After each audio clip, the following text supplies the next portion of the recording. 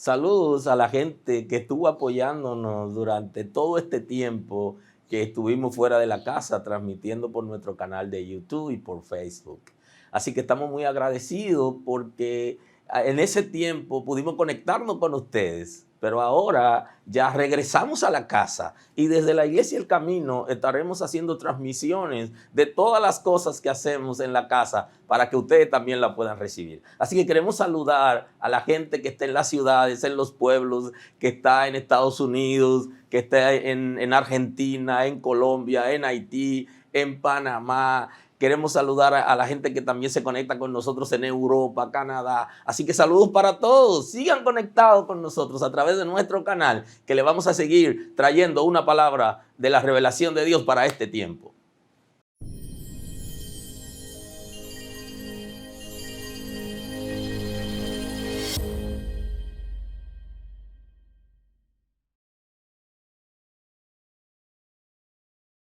Gracias el día de hoy.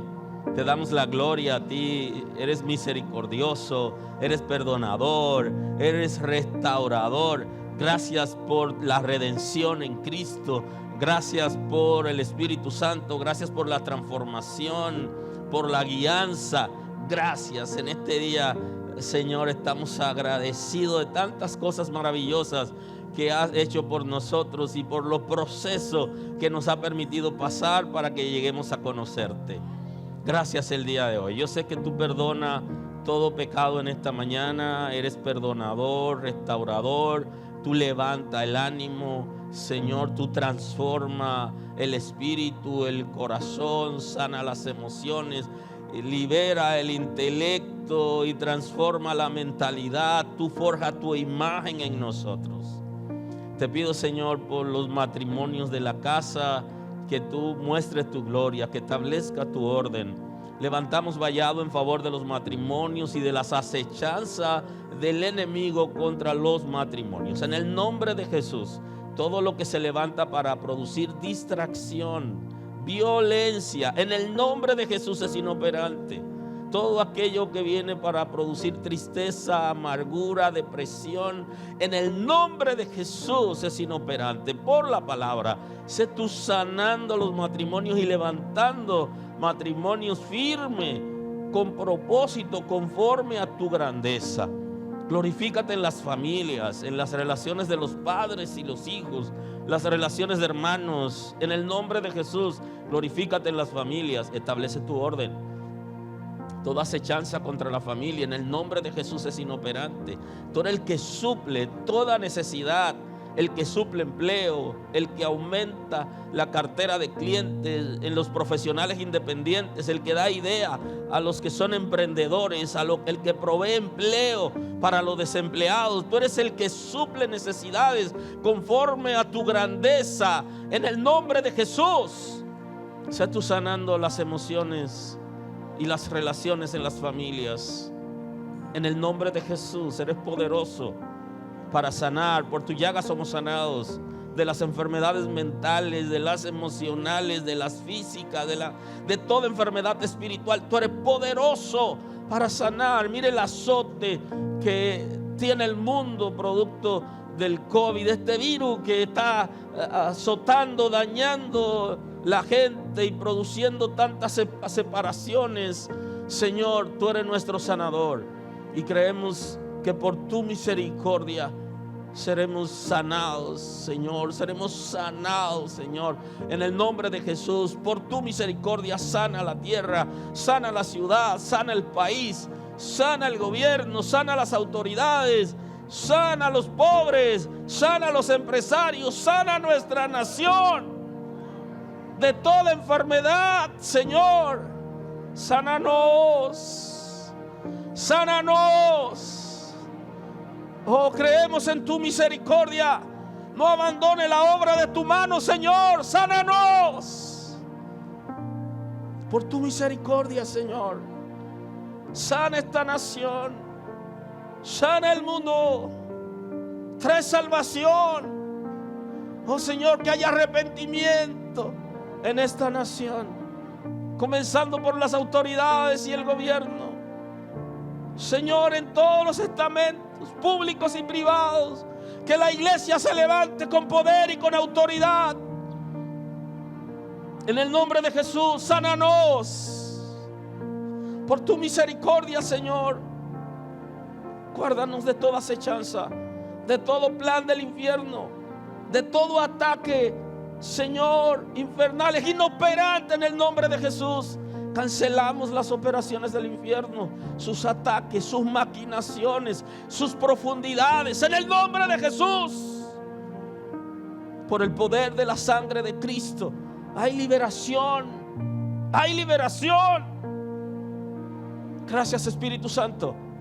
Gracias, Espíritu Santo, porque trae unidad, porque sana las enemistades, porque hay arrepentimiento, porque te buscamos de todo corazón. Levanta una generación firme en este tiempo, capaz de dar a conocer las verdades de aquel que nos llamó de las tinieblas a su luz admirable. Gracias, Señor.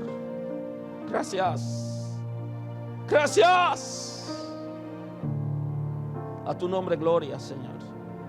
A tu nombre gloria, Señor. Aleluya. A tu nombre gloria, Señor. Aleluya.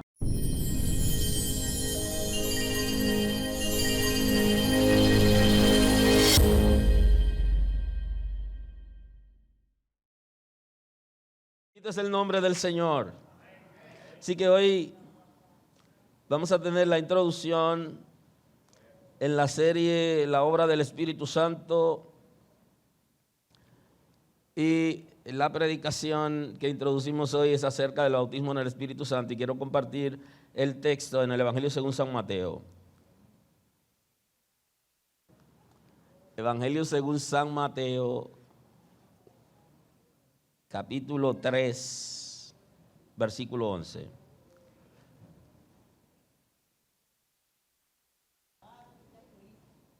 Esta predicación que tiene varias entregas, yo sé que puede generar un foro para luego reunirnos y analizar el tema libremente, y algunos conceptos que vamos a trabajar es de sumo interés, y yo sé que por causa de la pandemia hoy no vamos a abrir un foro al final, pero en su momento tenemos que abrir un foro para algunos temas que hemos trabajado en la serie del Espíritu Santo en el Nuevo Pacto, que podamos trabajar algunos de esos temas en un foro abiertamente, que podamos analizarlo. Tenemos que volver, esa era la dinámica de los años 90.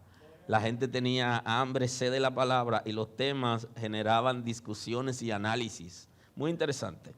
Así que comparto la escritura en el Evangelio según San Mateo capítulo 3, versículo 11, en el nombre de Jesús. Yo a la verdad os bautizo en agua para arrepentimiento. Punto y coma. Pero el que viene tras de mí, cuyo calzado yo no soy digno de llevar, es más poderoso que yo. Punto y coma. Él os bautizará en Espíritu Santo y fuego. Así que puedes subrayar ahí esas dos partes que ocurren.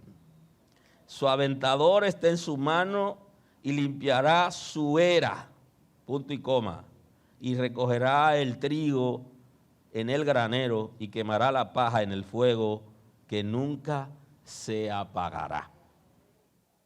Punto. Muy amable. Pueden sentarse.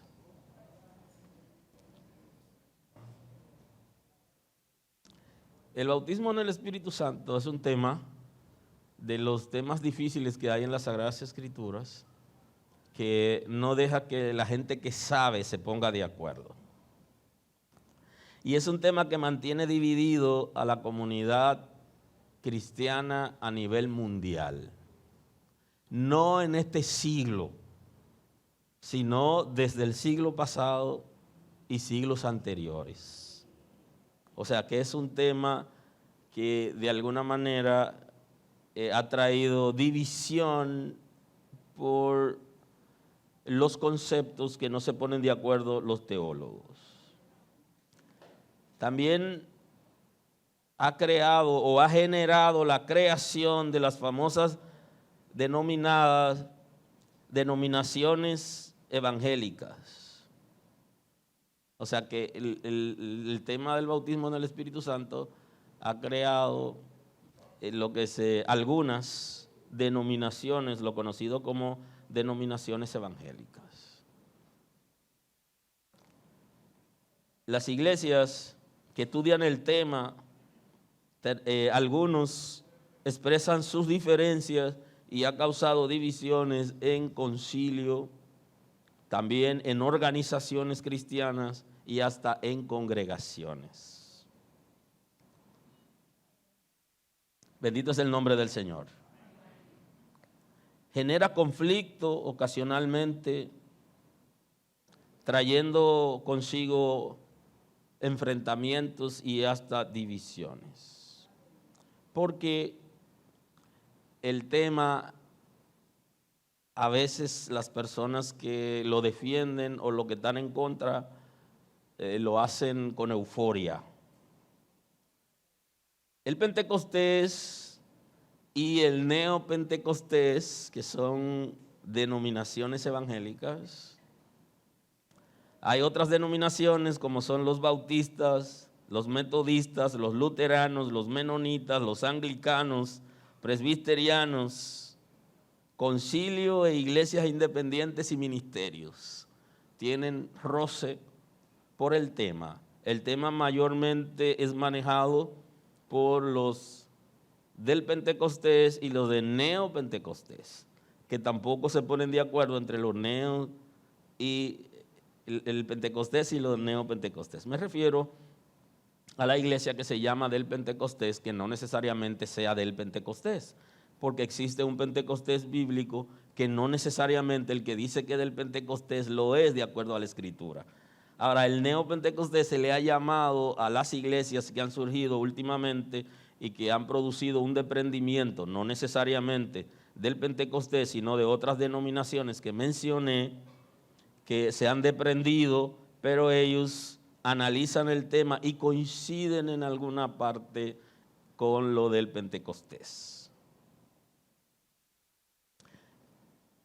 Como el tema es un tema conflictivo, si se quiere, porque la gente no se pone de acuerdo, creo que eso hizo que algunos líderes hace años que me han estado diciendo para que pueda traer el tema y ver qué línea vamos a seguir en la casa con relación al tema, por ser un tema complejo, es el concepto.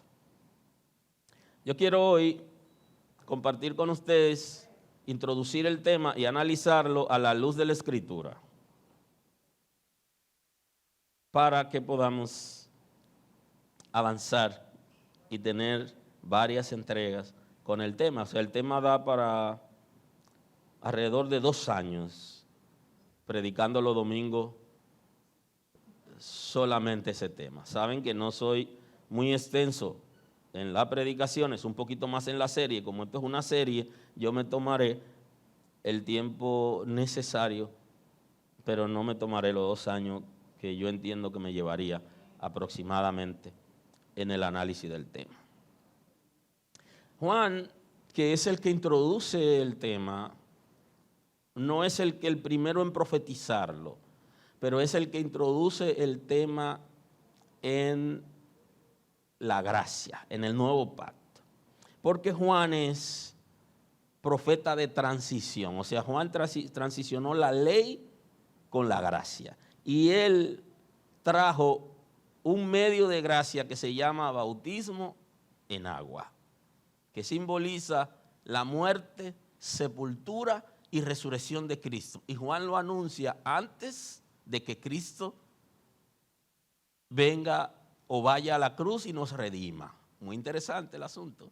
Antes de eso ya él está trayéndonos un medio de gracia que se llama bautismo en agua, y por eso de ahí el nombre de Juan el Bautista. Él transicionó la ley a la gracia. Es un profeta de transición. Usted le puede llamar como usted quiera. Puede decir que él es de la gracia y puede decir que él es de la ley. Ahora él nos trajo un medio de gracia que se llama bautismo. O sea que él tiene un lado en la gracia. Por donde quiera que usted lo tire, es parte del nuevo pacto, por cuanto él introduce un elemento importante en el nuevo pacto que es parte del arrepentimiento o del concepto conversión, que no es lo mismo, pero que se utiliza indistintamente como si fuera lo mismo. Y entonces Juan dice, como profeta de transición, él dice, y yo a la verdad os bautizo en agua para arrepentimiento. Él inicia ese texto, en la separación de los textos le dieron la consonancia ahí del inicio de una expresión. Yo le estoy bautizando con agua para arrepentimiento, porque el bautismo en agua es parte del arrepentimiento. Es verdad que algunas congregaciones, inclusive la nuestra, antes de bautizar a las personas, le dan una base, un discipulado para que la persona pueda conocer la Escritura, pero eso no es obligatorio. Y una iglesia que bautice a la gente sin ese proceso no podemos acusarlo de que está mal, porque el bautismo en agua es parte del arrepentimiento. Y cuando una persona reconoce en su corazón quién es Cristo y que Él lo redimió y se levantó de los muertos y lo confiesa con sus labios, está en capacidad de bautizarse. Y entonces eso implica que algunas personas aquí que han pedido el bautismo, que por causa de la pandemia no se lo hemos dado, tienen razón en poner la demanda. Y yo sé que cuando pase esta ola que estamos viviendo ahora, lo vamos a hacer. Posiblemente ya el próximo mes, ya esta ola ha bajado un poco, y esa es una manera de cuidarnos unos a otros. Entonces Juan está planteando que él bautiza, que él ha traído el bautismo como parte del arrepentimiento. Cuando una gente reconoce públicamente su condición pecaminosa y que solamente en Cristo está la salvación, esa persona tiene la libertad de ser bautizado. De esto está hablando Juan. Ahora, Juan también dice algo, pero el que viene tras de mí, está hablando de otra persona, de alguien más. Dice que viene tras de mí, porque Juan, como profeta de transición, preparó el camino para la llegada de Cristo, de Jesucristo, porque había alrededor de 400 años de lo que se llamó el silencio profético, un periodo que se conoce como el periodo intertestamentario, el silencio profético, el concepto intertestamentario porque fue entre los dos testamentos. Y entonces Juan viene a preparar el camino del Señor para que cuando Jesús venga a predicar, ya la gente esté como con comezón de oír, se genere la necesidad de escuchar la palabra y no que Jesús caiga de paracaídas. Jesús tiene la autoridad y el poder para caer de paracaídas y hacer lo que hay que hacer, pero el diseño de Dios en su proyecto eterno fue que Juan el Bautista, que se conoce también como Elías, no el mismo Elías, ni tampoco encarnación de Elías, sino que por tener un ministerio similar al de Elías en el antiguo pacto se conocía como Elías, el que ha de venir antes del Señor. Y él dice, él describe su condición frente a la condición de la persona que viene tras de él, cuyo calzado no soy digno de llevar. Es lo primero. No soy digno de llevar sus calzados. Eso es muy interesante porque cuando alguien dice, ponte el zapato del pastor, te está diciendo, tú quieres saber lo que se está viviendo en el ministerio. Ponte en sus zapatos para que tú veas, a ver qué pasaría ahí. Esa es una manera de decir como ponerse en el lugar del otro o recibir la investidura del otro. Juan está tratando de establecer una diferencia entre el llamado que él tiene, la investidura que está sobre él y la que está sobre Cristo, que es mayor que la de él. Yo no puedo ponerme sus zapatos, yo no puedo estar en su calzado, yo no puedo ser él, yo no puedo hacer aquello que él va a hacer, porque mi responsabilidad no es igual a la de él. Dice, y es más poderoso que yo. Yo tengo el poder del Espíritu Santo, tengo el poder de él, pero él es más poderoso que yo. Y cuidado con eso, porque hay gente que se creen iguales a Cristo, quieren imitar a Cristo, pero no imitarlo en el contexto apropiado para hacer lo que él hizo, sino creerse superior y guiar a la gente hacia ellos.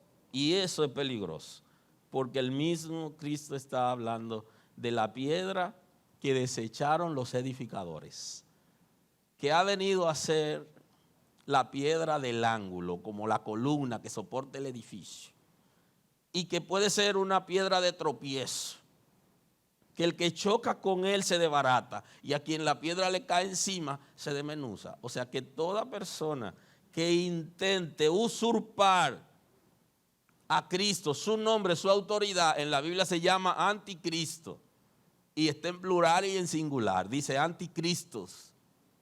Todo aquello que usurpan su nombre, su posición y su autoridad y se hacen pasar por o dirigen la gente hacia ellos. Esos son anticristos. Y cuando aparece en singular, anticristo, se refiere al hombre de pecado que se va a encarnar en una época específica para gobernar el mundo, que se va a hacer pasar por Cristo. Y entonces la Escritura dice, en el mundo ya hay muchos anticristos. ¿Qué quiere decir? Que hay pastores, que hay apóstoles, que hay líderes, que hay sacerdotes, que hay papas que se hacen pasar por Cristo. Y entonces la Biblia dice que son ¿qué? Anticristos, no el anticristo. Y tienen que establecer la diferencia para que no vayan a decir el papa es el anticristo. No, él es un anticristo. ¿Ok? No es el anticristo. El anticristo es una persona que gobernará el mundo y tendrá un líder religioso. O sea que él no va a ser el religioso, sino él va a ser un político.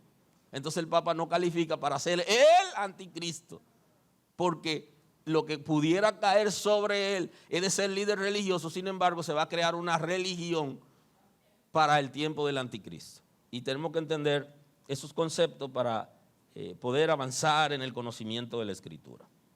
Dice, es más poderoso que yo. Él los bautizará en Espíritu Santo y fuego. Dos puntos importantes. De ahí es que algunas personas no le llaman bautismo en el Espíritu Santo, sino le llaman bautismo de Cristo. Porque Juan aquí está citando que él, refiriéndose a Cristo, os bautizará, pero no el bautismo en agua, que simboliza muerte, sepultura y resurrección de Cristo, y que es un medio de gracia. Él no se está refiriendo a eso. Él se está refiriendo a otro bautismo, así que lo que le llaman el bautismo de Cristo pudiera ser, porque es un concepto que aquí está expresado. Él los bautizará en Espíritu Santo y fuego. Él está hablando de dos cosas, del Espíritu Santo y del fuego. Y tenemos que analizarlo como aparece en el texto, porque Juan está profetizando. Él está trayendo una palabra profética. ¿Por qué? Porque lo que él está diciendo primero viene de Dios, es el deseo de Dios, y él está diciendo que se va a cumplir en Cristo. Y tenemos que establecer una diferencia entre la palabra profética, que Dios está diciendo que va a ocurrir, pero esa no es su voluntad, sino que va a ocurrir. Viene alguien y te dice a ti, que tú te vas a casar con fulana. Él no está diciendo, Dios te manda a casarte con fulana. Él está dándote una palabra de ciencia, porque él puede discernir que tú te vas a casar con fulano. Él no está diciendo que Dios lo va a hacer. Y punto importante, un profeta puede decir que va a ocurrir tal cosa. Él no está diciendo Dios va a mandar fuego para consumir esa ciudad. No, eso es otra cosa diferente. Ahora, Dios está diciendo que el volcán va a hacer erupción en el año tal y va a acabar con la ciudad. Eso tenemos que establecer la diferencia. Dios está provocando ese volcán, él no está diciendo eso. El profeta está dando una palabra de ciencia y está diciendo una información que en el mundo espiritual ya se conoce, que el volcán va a hacer una erupción, pero Dios no está diciendo yo provocaré que ese volcán erupte y su erupto lo queme. Entonces hay momentos que sí, Dios está diciendo yo quemaré la ciudad, yo derramaré fuego sobre la ciudad. Pero no siempre que el profeta dice que va a pasar una cosa es porque Dios quiere que pase. sino el profeta está conociendo lo que va a pasar porque Dios se lo está revelando. Y de ahí tenemos que estar claros y tenemos que establecer diferencia para poder entender la voluntad de Dios, lo que Dios está diciendo. Lo que yo digo que va a pasar no quiere decir que Dios esté de acuerdo, sino va a pasar y Él me está diciendo que va a pasar. Y por eso tenemos que ser cuidadosos cuando soñamos. Yo me soñé que ellos se casaban. Esa es la voluntad de Dios. Dios no te dijo a ti que esa era su voluntad. Dios te está dando una revelación por medio de un sueño de que ellos están enamorados. ¿Alguien está aquí hoy? Aleluya. Ahora, Juan está profetizando lo que sería la voluntad de Dios. Y él utiliza dos conceptos indistintamente y que no son lo mismo. No son lo mismo. Y él añade en el texto una palabra también profética. Dice que su aventador está en su mano. Él está en capacidad de cosechar y de limpiar la cosecha. ¿Okay? De cosechar y limpiar la cosecha. Por eso él dice, su aventador está en su mano y limpiará la era. Recogerá su trigo en el granero y quemará la paja en el fuego que nunca se apaga. Está dando una profecía hacia el futuro que aún no ha llegado el momento. O sea, no ha llegado el momento todavía de que esa palabra, esa profecía se cumpla, la última que aparece en el texto. ¿Por qué? Porque él habla de recoger el trigo en su granero. Y si usted busca en las Sagradas Escrituras, ese es el momento donde se separa lo bueno, lo que sirve, el que sirve a Dios y el que no sirve a Dios. Y antes de eso debe haber un juicio, el juicio final. Entonces no ha llegado todavía el juicio final. Falta todavía muchas cosas para poder llegar hasta allá. Entonces esa profecía todavía está vigente. Ahora él está profetizando que los pecadores irán al infierno. Y que aquellos que sirven a Dios estarían en la casa de Dios, en el granero de Dios, que es el concepto de la eternidad, es reflejado en Apocalipsis como Nueva Jerusalén y lago de fuego. Él está profetizando todo eso. Ahora, ¿cuál es la profecía que vamos a analizar hoy en ese texto? O que iniciamos hoy a analizar. Lo que se conoce como el bautismo en el Espíritu Santo y en fuego, que tenemos que analizarlo los dos. Cuando buscamos en Pentecostés, en Hechos capítulo 2, versículo 1, el texto dice lo siguiente. Cuando llegó el día del Pentecostés, estaban todos unánimes juntos y de repente vino del cielo un estruendo como de un viento recio que soplaba, el cual llenó toda la casa donde estaban sentados. Y se le aparecieron lenguas repartidas como de fuego. Ajá. Entonces, si usted subrayó fuego, usted tiene que poner ahí que las lenguas pertenecen al área del fuego. Aleluya. Entonces, pertenecen al área del fuego, porque tenemos dos partes, ¿verdad? Espíritu Santo y fuego. Como de fuego, sentándose sobre cada uno de ellos, y aquí dice, y fueron todos llenos del Espíritu Santo. Bien. Entonces, observan los dos conceptos, el del Espíritu Santo y el del fuego. Y entonces aquí también en Pentecostés ocurren los dos fenómenos. Y comenzaron a hablar en otras lenguas según el Espíritu le daba que hablasen. Juan registra una reunión que tuvo Jesús con un maestro de la ley. Y en esa reunión se utilizaron unos términos inéditos, términos interesantes. En el capítulo 3, y estoy a partir del 5, esa reunión de dos maestros importantes, porque Nicodemo era un maestro de la ley, era un doctor en la ley, había estudiado teología en ese momento, tenía doctorado en divinidades, era uno de los maestros de Israel, y había visto el comportamiento de Jesús, sus reuniones públicas, sus milagros, y decidió ir a verlo. Pero ¿por qué él va de noche? Porque él estaba cuidándose de que alguien lo menosprecie por servir a Jesús. Es como hoy en la iglesia, que hay cristianos que son de la secreta. Y gente que va a una iglesia pero nunca invitan a un compañero de trabajo, ni a nadie, porque tienen temor que sepan que ellos son cristianos. Entonces, él tiene temor a que lo rechacen y él prefiere ir donde Jesús de noche. Y él tiene esa reunión y él llega donde Jesús y comienza alabando a Jesús, diciéndole que él se había dado cuenta cuando un teólogo, un maestro de la sinagoga, un maestro del templo, va donde Jesús a decirle: yo sé que Dios está contigo, porque yo tengo conocimiento de la palabra y yo sé que lo que tú haces no lo puede hacer ningún ser humano si Dios no está con él. Mira qué reconocimiento. Pero Jesús no está muy interesado en lo que algunos en la tierra están interesados. Él no estaba tan interesado en que lo reconozcan y que lo alaben, sino que vivan la palabra. Aunque algunos creyentes hoy y líderes andan buscando que le hagan reconocimiento.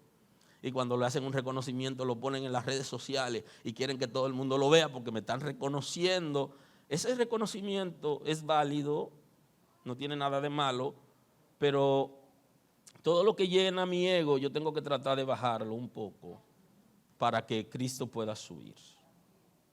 Y entonces aquí, en esa reunión interesante, Jesús le responde a Nicodemo: de cierto te digo que el que no naciere del agua y del Espíritu no puede entrar en el reino de Dios. Entonces Jesús está introduciendo un nuevo elemento, o dos elementos: el nacer del agua, que algunos están analizando como el bautismo y otros están hablando del lavado que produce la palabra, pero él introduce un elemento que es el nacer del Espíritu, que va a relacionarse con lo que Juan está diciendo del bautismo del Espíritu.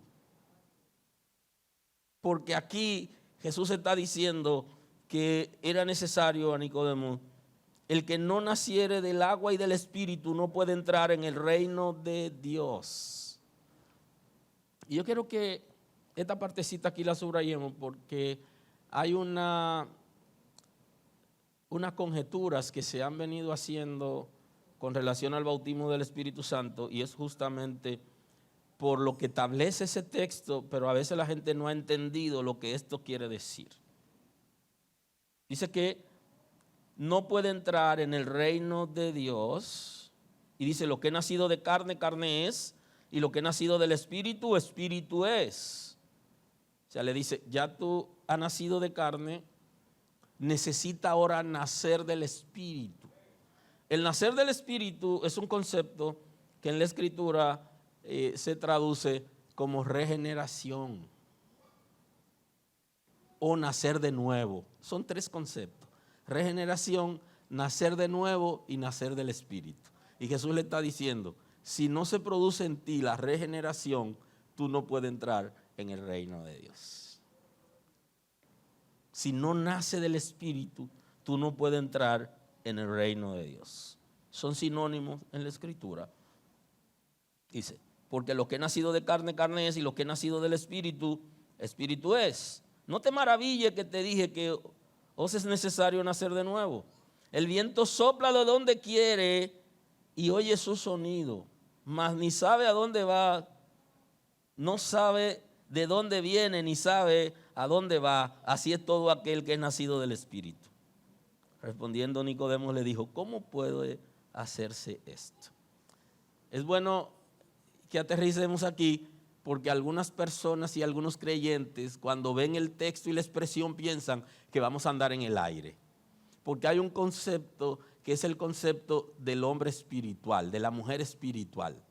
Y para nosotros poder ser espiritual necesitamos nacer del Espíritu, tener la simiente de Dios. Y entonces no quiere decir que usted va a estar en el aire. No, usted va a pisar tierra igual que las demás personas. Pero usted no se gobierna ya, sino que hay un el gobierno, el señorío de Cristo se establece en usted y ya usted no hace lo que usted quiere hacer, sino lo que el Espíritu Santo dice que usted debe hacer. Y ese punto es importante. Usted se puede dar cuenta si usted está caminando con la derecha o qué tan derecho está usted, qué tan derecha está, si usted es capaz de ser dirigido por el Espíritu. Si el Espíritu de Dios lo está dirigiendo en lo que usted dice, en lo que usted hace, o sea, su comportamiento, en lo que usted piensa, entonces usted sabe si realmente usted es un ser espiritual. Pero usted no es que usted va a andar por encima, no, es que a usted lo van a dirigir. Antes te dirigías tú, le dicen a Pedro. Ahora, Pedro, ya tú no te vas a dirigir tú, sino que ahora te van a dirigir. Ese es el concepto de nacer del Espíritu, que se asocia con el bautismo del Espíritu que aparece aquí. Porque lo primero que se profetizó al pueblo de Israel está en Ezequiel con relación al Espíritu Santo. Y en esta introducción yo quiero que lo compartamos para que podamos ir como aterrizando. Dice Ezequiel capítulo 36, el versículo 25, y quiero que puedan subrayarlo para que lo tengan a mano en este análisis, en varias entregas. Esparciré sobre vosotros agua limpia, y seréis limpiados de todas vuestras inmundicias, y de todos vuestros ídolos os limpiaré. Reconoce que el pueblo de Israel está en una condición pecaminosa y el pecado produce inmundicia.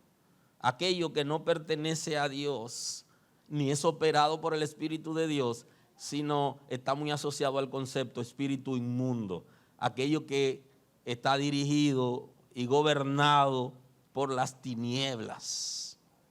Entonces, como hay inmundicia, se necesitaba limpiar, hay suciedad, y entonces voy a esparcir agua limpia, y seréis limpiados de todas vuestras inmundicias y de todos vuestros ídolos. También añade de la idolatría, van a ser limpiados totalmente. Ahora, ¿cómo se podía hacer eso en un pueblo como Israel? ¿Cómo se puede hacer eso en una persona como yo, que vengo de una familia idólatra? ¿Cómo podía hacerse eso? Entonces aquí lo establece. Os daré un nuevo corazón. Daré corazón nuevo, lo primero. Si Dios no me regenera, no me transforma, si el Espíritu no me da luz, yo no puedo bajo ninguna circunstancia servir a Dios ni dejar de ser inmundo. Porque no hay manera que con nuestras fuerzas. Entonces, ¿qué es lo que le está diciendo al pueblo de Israel? Que el pueblo de Israel necesita ser lavado, limpiado de toda inmundicia, pero para que pueda permanecer necesita un nuevo corazón. Si no tiene un nuevo corazón no puede permanecer. Y ya se lo he dicho antes, de la señora que tenía un cerdo como mascota. Y siempre que pasaba por donde había un lodo, la mascota se tira.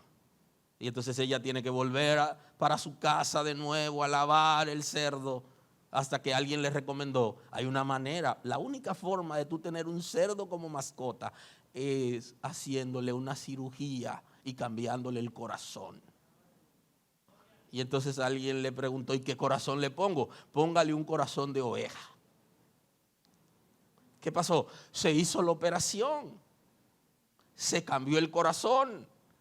Y cuando se ha recuperado el cerdo, ella sale con su cerdito y se para frente a un lodo para ver si había habido algún efecto y si vale la pena la inversión. Y cuando se acercó al lodo, el cerdo le brincó arriba y la abrazó. Y comenzó a gritar porque le tiene miedo al lodo, porque le cambiaron el corazón. Si no somos transformados, viviremos cayendo en el lodo todo el tiempo. Y aquí entonces cabe la canción que cuando estaba un poquito más jovencito, que surgió, los muchachos nos reuníamos y tú has escuchado la última canción. ¿Y cómo se llama? La canción del patine. Digo, ¿pero cómo es eso? Si yo me caigo, tú me levantas, yo vuelvo y caigo y tú me levantas. O sea, Dios hace eso. Nos levanta y nos va a levantar siempre. Pero ¿sabes qué? Para usted poder permanecer, necesita una obra del Espíritu. Y es que le cambien el corazón. Entonces le dice al pueblo de Israel que cuando lo lave, le va a cambiar el corazón para que ellos puedan permanecer. Y eso es sinónimo de nacer del Espíritu, de regeneración. Aleluya. ¿Alguien está aquí hoy? Daré un corazón nuevo. Y pondré mi espíritu nuevo dentro de vosotros. Y pondré espíritu nuevo. Espíritu nuevo. El concepto espíritu nuevo, usted lo observa, se refiere al espíritu del hombre, no al espíritu de Dios, porque el espíritu de Dios no tiene que ser nuevo, sino el espíritu del hombre. Y solo se hace nuevo a partir de lo viejo. Y eso es transformación. Cuando se transforma algo viejo, que se pone bonito, se pone organizado, dice, está nuevo. Ese concepto, ahí pondré espíritu nuevo, y que le voy a hacer que el espíritu de ustedes sean nuevo. Que ahí viene la transformación del espíritu, va a hacer que el corazón sea afectado, que las emociones sean afectadas, que el alma y donde descansa la naturaleza concupiscente sea afectada, y la mentalidad sea transformada y el intelecto sea libre. Todo eso ocurre en ese fenómeno que expresa aquí. Y si eso no ocurriere en una persona, no puede permanecer. Y esa es la razón por la que mucha gente no permanece en la palabra. Tiene 100 años en el evangelio, tiene 50, tiene 25 y usted lo ve como que es, pero que no es. Necesita que pase algo dentro de él. Y para que eso pase, la persona tiene que rendirse a Dios. Quitaré de vuestra carne el corazón de piedra. Le dice, quitaré la insensibilidad de conciencia que produce petrificación. Porque el área que se petrifica, que se vuelve piedra, pertenece al corazón y se llama conciencia. Y entonces ahí habla de nuevo corazón por eso, porque la conciencia es afectada y entonces lo vuelve sensible. Porque lo que hace que la gente permanezca en una condición de pecado es su insensibilidad. Y daré corazón de carne y pondré dentro de vosotros mi espíritu. Entonces añade aquí, si habla del espíritu de Dios, y pondré mi espíritu, que es el concepto que Juan utiliza como la simiente de Dios, que permanece en nosotros y no nos deja apartarnos de Dios. Entonces, esa es la primera vez que se profetiza acerca de la obra del Espíritu Santo al pueblo de Israel. Y haré que andéis en mis estatutos y guardaréis mis preceptos y lo pongáis por obra. Para guardarlo, 3 cosas dice aquí y están relacionadas. Primero, andar en los estatutos de Dios, que es andar en la palabra, vivir la palabra. Guardarlo, guardar esa palabra, los preceptos de Dios y ponerlo por obra. Primero digiero esto, lo aplico a mí y luego lo pongo en acción. Para eso necesito que el Espíritu de Dios intervenga. Ahora, ¿qué es lo que le está prometiendo el Señor al pueblo de Israel? Transformación. O sea, transformación. Pero además de la transformación, al pueblo de Israel también el Señor le da otro mensaje en Joel. En Joel Él le da otro mensaje que se suma al primero de transformación. Y le dice, en Joel capítulo 2, versículo 28, dice, y después de esto derramaré mi espíritu sobre toda carne. Si usted lee el capítulo en cuestión, le va a decir cuando el pueblo se arrepienta, cuando el pueblo busque a Dios, cuando el pueblo sea santificado, cuando se santifique la asamblea, cuando el pueblo vaya a orar, cuando el pueblo reconozca su condición, entonces va a pasar algo. Y es que después de esto derramaré mi espíritu sobre toda carne. Y le dice, profetizarán vuestros hijos, vuestras hijas, y vuestros ancianos soñarán sueños, y vuestros jóvenes verán visiones, y también sobre los siervos y sobre las siervas derramaré mi espíritu en aquellos días. Punto importante. Aquí en Joel le está añadiendo, primero le habla de cambio de corazón por medio del profeta Ezequiel, y aquí le habla de una revolución que se relaciona con el fuego. Y entonces le habla de dones, porque el fuego está ligado a dones y el Espíritu Santo a transformación. O sea que cuando yo hablo del bautismo en el Espíritu Santo, yo estoy diciendo que la gente es transformada, y que cuando yo digo que bautizado en fuego, yo digo que la gente tiene dones. Yo veo el fuego como aquello que la gente le llama la pasión. Pasión no es amor, pero amor sin pasión como que no da. Y usted le pregunta, ¿y cómo está fulano? Sí, pero como que la pasión se le ha caído. Él me ama todavía, pero ya él no tiene esa pasión como antes. De que si sale me trae algo, de que llega me abraza y que me vive buscando. Observe que la pasión no es mala. No es el amor, pero es una combinación. Usted necesita que la amen para que en los momentos difíciles esté ahí. Pero usted necesita que haya cierta pasión, porque si no, no es matrimonio. ¿Alguien está aquí hoy?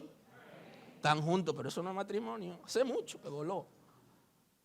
Entonces, el fuego yo lo relaciono con la pasión. Que además del amor que produce como esa confianza, ¿entiendes? Ese quehacer, esa entrega, esa permanencia, pero también busca. Se despierta como ese interés. Qué linda, oh, qué bien te ves. Pero muchacha, entonces es así es. Así lo veo, y voy a tratar de explicarlo en el concepto que no es ahí, pero para que puedan algunos ir conmigo al ejercicio del fuego. Y entonces en ese fuego que está profetizando, Joel está profetizando fuego. Y yo sé que en algún momento nosotros hemos estado interesados que caiga el fuego. Y alguien puede gritar ¡fuego! Y otro dice ¡fuego de Dios! Todo eso es válido. Pero ¿sabe qué?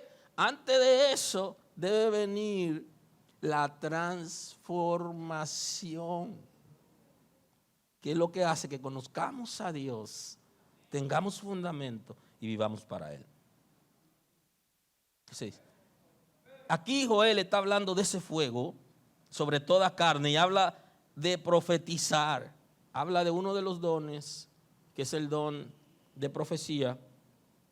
Y el don de profecía tiene, el ministerio profético tiene dones auxiliares. Los dones auxiliares del ministerio profético son los siguientes: los sueños, don de sueños, las visiones, el discernimiento, la palabra de ciencia y el don de lenguas.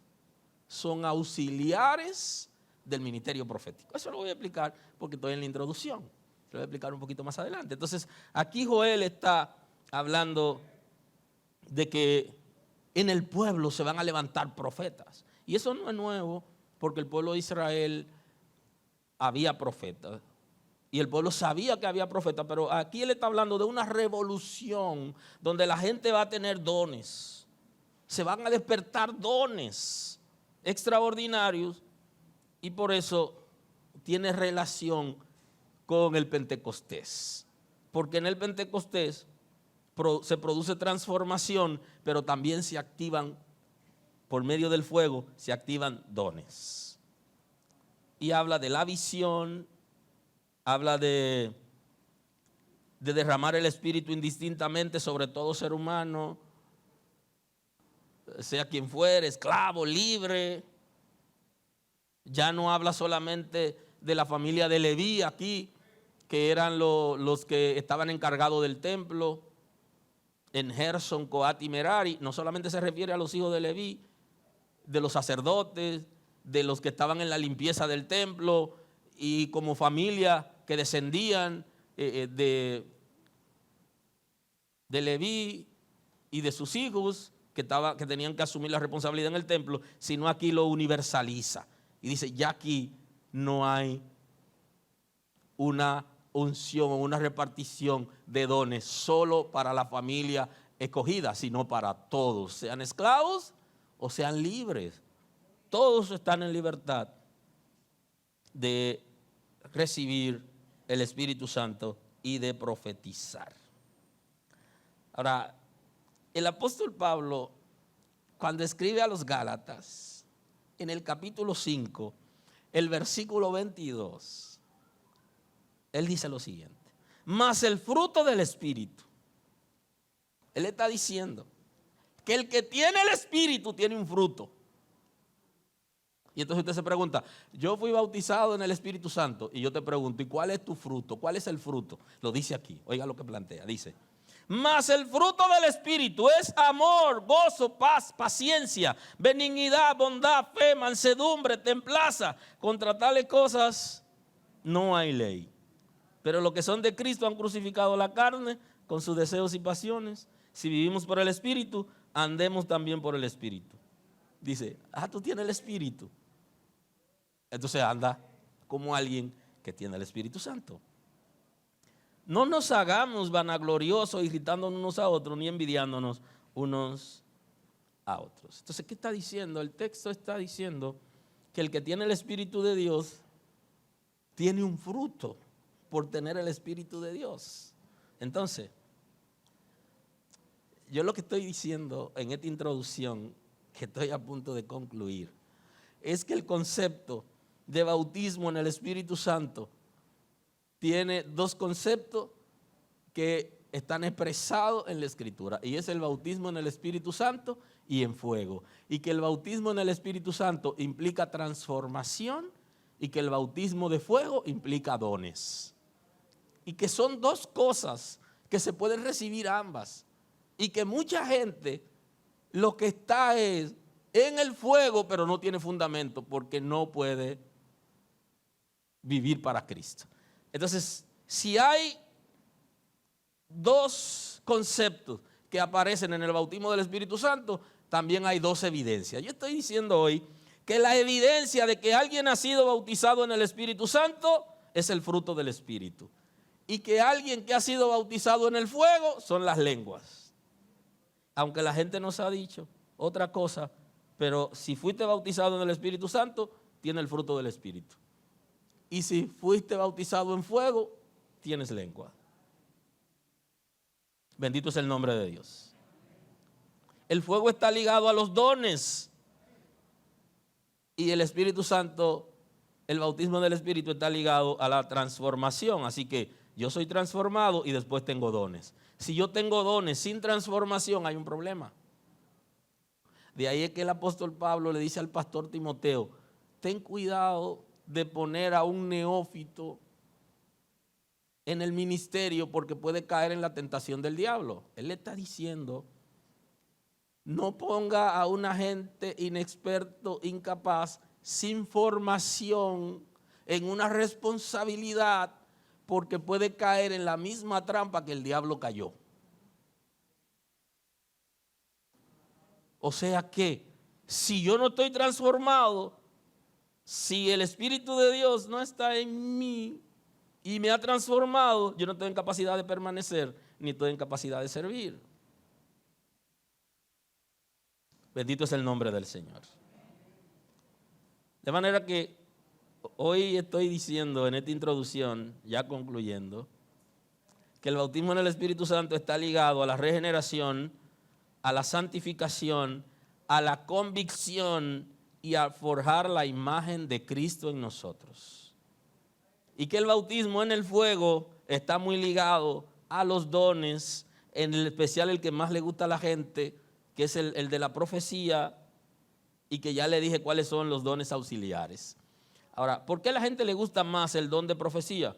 Porque de alguna manera la gente no quiere esperar ir a la Biblia para recibir la palabra, ni tampoco quiere esperar que Dios lo lleve a una madurez para entender algunas cosas, sino que quiere que alguien le diga. Y no siempre ocurre, pero Dios también lo estableció porque el profeta se nutre de la Escritura, a tal punto que cuando alguien me profetiza algo, yo tengo que ir a la Biblia para ver si lo que él me está profetizando, la Biblia habla de eso. Si es contrario a lo que dice la Escritura, entonces yo no puedo aceptarlo. Entonces nosotros tenemos que procurar ser transformados por el Espíritu y luego tener dones. Si lo hacemos al revés, eso puede producir cierto shock.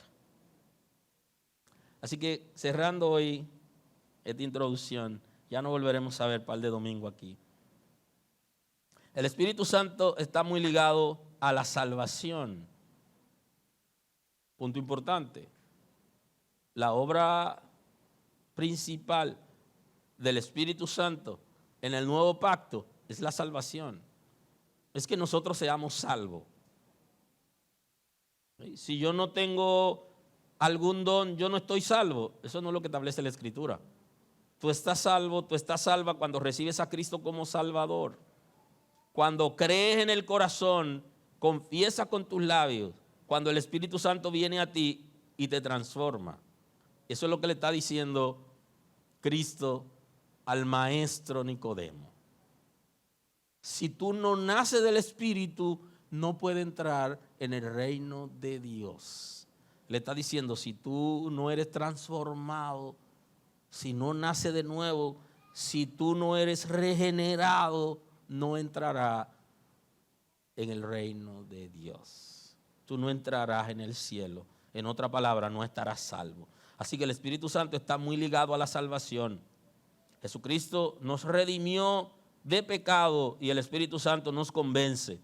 Forja el señorío de Cristo y nos transforma.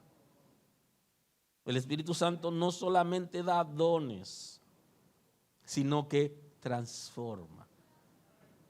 Y ambas cosas están muy ligadas al concepto de Pentecostés y están muy ligados al concepto de bautismo en el Espíritu Santo. Así que nos volvemos a ver ahí con la segunda parte de la predicación. Señor, gracias en el día de hoy. Gracias por tu palabra, gracias por tu misericordia, gracias por tu visitación, gracias por tu transformación.